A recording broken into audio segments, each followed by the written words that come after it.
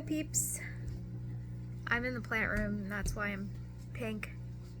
I just wanted to tell a story, and I feel like there's somebody out there that will appreciate this or get it, right? So,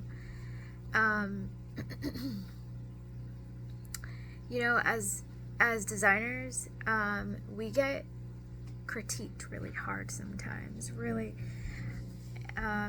design is a artistic point of view, and not everybody will understand it, and you always have to like justify why you do certain things, right? Why you make these choices.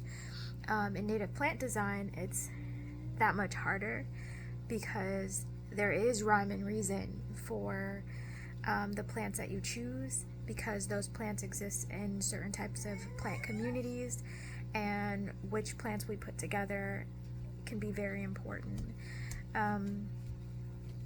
I would say that in my experience, I have had some really humbling moments that have made me a better designer, and in turn have taught me to be able to train up and coming designers to be better. And it came from critique. It came from not like those mentors that hold your hand and say, you can do it. It came from like really, really tough professional critique saying, you know, well, why'd you use this plant instead of this one, and yada yada. But every time people have like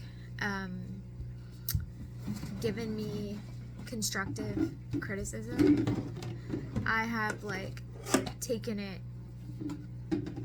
ran with it, learned, and become better. And I think it's really important to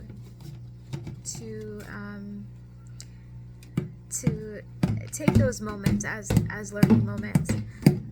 Sorry for the noise. My child is literally playing with watering cans, whatever makes him happy.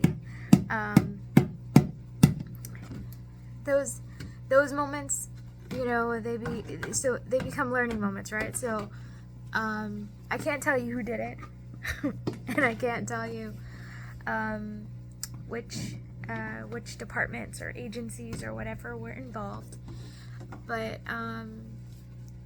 I had to do some work over and over again, and had to do a design like 4 times. And by the 4th time, I was like, you know, kind of frustrated, right? Like, what is the issue? Why can't they accept this? Yada yada. But the feedback that I got was really good, constructive feedback, and it made me think a lot harder about what I was doing. Often, my number one concern is the client, and what the client needs, what the client wants, and then that my second is always, sometimes it's the first, is the environment and what's best for the environment. But often when we're working in these residential areas, they are like really developed, really changed, so much so that there isn't a whole lot of evidence of what they were before. Hey kid, can you stop messing with the hydroponic system? Hey you. Yeah, you. Oh. And so sometimes I'm not really, sometimes like this was one of those moments where I really wasn't thinking about the pre-existing community there, because, you know, it just seemed like a hot mess. It was a property that was full of invasives, and but it had some really mature oak trees, and but there was a lot of erosion issues happening, and I really wasn't thinking about what it used to be.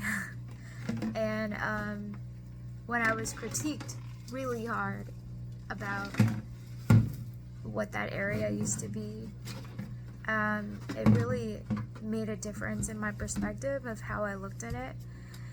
because often we're thinking about how we are creating something new, adding something new, instead of supporting something old. And so this was one of those moments where it was like, I heard the feedback, and I was like, okay, I gotcha.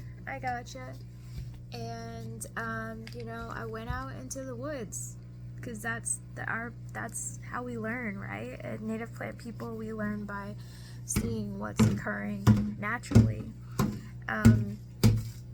And I just looked for what is supposed to be here, or what's growing here, what's existing here together. And I always do that, honestly. But in this instance, I was thinking about making it new instead of supporting what was old. And so after I got all of that feedback, and I sat at that job, and I just worked at it. And then when I was done with it, I was like, holy crap. Not only did I just make a really fabulous design, like I made it like way better than it was. It really humbled me and made me think about the stuff that's really important. Like, as young designers, as newer designers, we gotta be humbled. We gotta be humbled and reminded of what was old, because it's not about just reinventing the wheel and doing something new.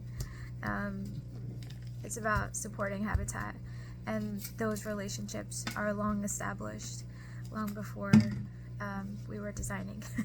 So, anywho, I don't know if anybody can relate to that, but I just thought I'd share that.